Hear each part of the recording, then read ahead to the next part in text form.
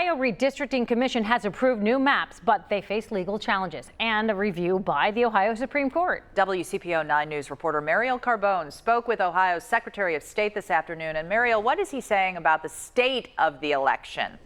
Well, LaRose tells me if the Supreme Court rejects the new maps, which he doesn't think will happen, it will be impossible to hold the primary for races that require districts. But he says that's not where we're at right now. The election is currently a go, which means local board of elections need to prepare.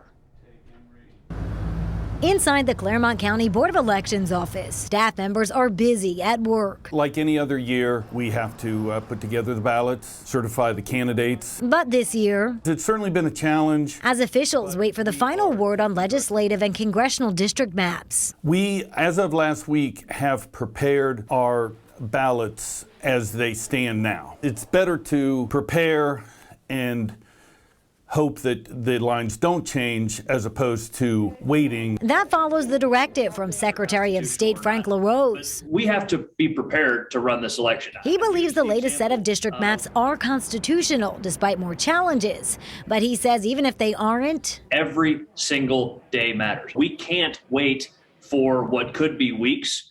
Or maybe the court never has anything more to say about this. Right now, Ohio finds itself in the middle of an election crisis. And still, the Democratic Party says LaRose is failing to do his job and supporting gerrymandered maps. They are paid to play politics. LaRose says he has urged the state legislature to consider delaying the primary. So far, the General Assembly hasn't done that. Election day is set in law. It's not my choice what day the election occurs. Instead, he secured money to help local election offices cover overtime and resources needed to prepare for May. Even though we're operating under a very truncated timeline, we will never compromise on the integrity. Dennison agrees. If we can get through 2020, we can get through some redistricting.